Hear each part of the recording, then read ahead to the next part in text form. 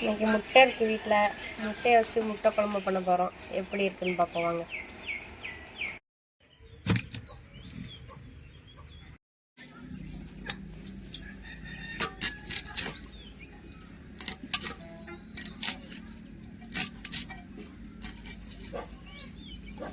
Next தக்காளி நறுக்கிறோம்.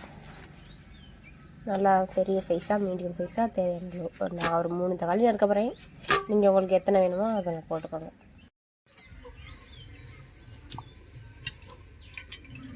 வெங்காயம் தக்காளி நறுக்கிட்டோம். 4 பச்சை மிளகாய் நறுக்கிக்குவோம். இப்போ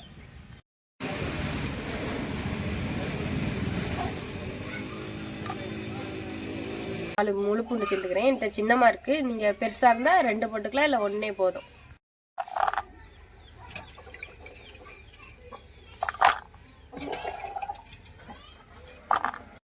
அடுத்து தேவையான அளவு புளி ஊற வச்சுக்கலாம். குழம்புக்கு எவ்வளோ வேணுமோ அவ்வளோவுக்கு தண்ணி ஊற்றி ஊற வச்சுக்கலாம்.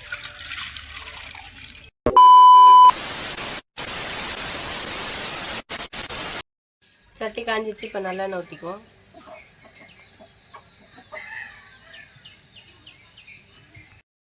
எண்ணெய் நல்லா காஞ்சிச்சு. இப்போ கடுகு உளுந்த பருப்பு போட்டுக்கோம். கடுகு நல்லா வெடிச்சிடுச்சு. இப்போ சோம்பு போட்டுக்குவோம். அடுத்து வெங்காயம்.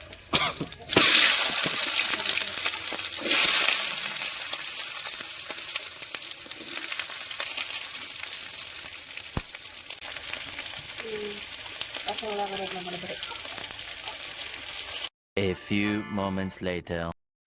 இப்போ பூண்டு சேர்த்துக்கணும்.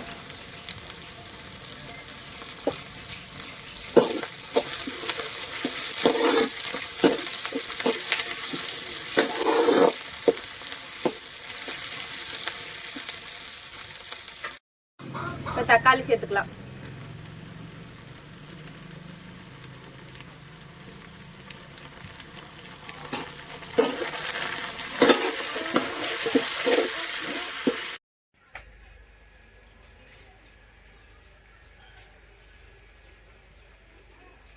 Five minutes later. தக்காளி நல்லா வதங்கிடுச்சு. கொஞ்சமாக மஞ்சள் தூள் சேர்த்துக்குவோம்.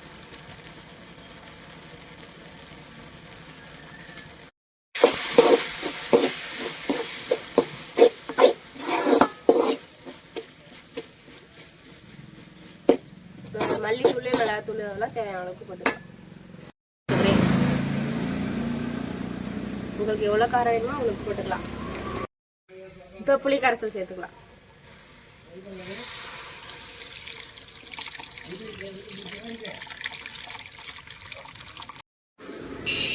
மல்லித்தூள் சேர்த்துக்கலாம்.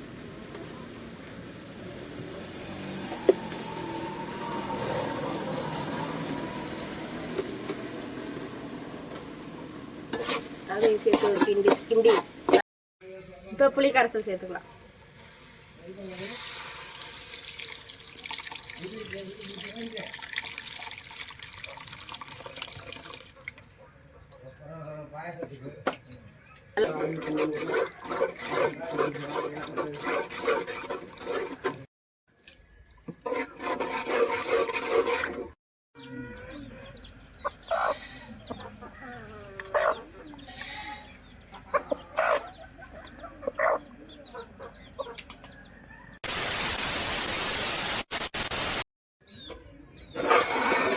குழம்பு நல்லா கொதிச்சிருச்சு.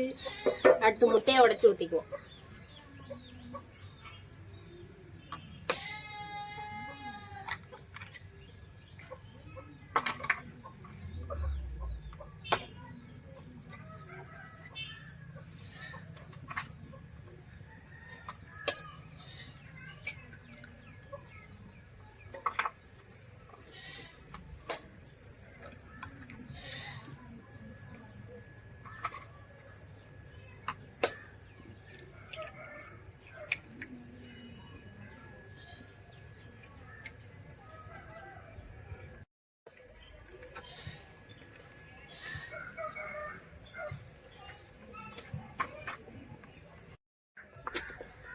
முட்டை உடச்சி ஊற்றியாச்சு.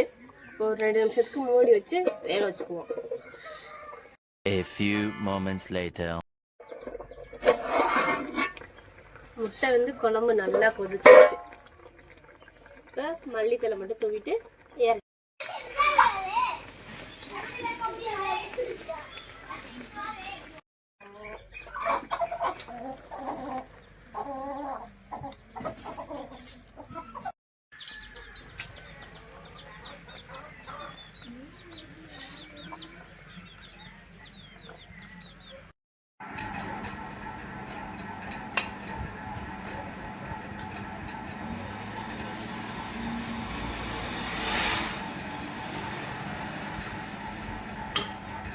சின்ன சேனலுக்கு எதா இருந்தாலும் அது கொஞ்சம் ஆதரவு கொடுங்க.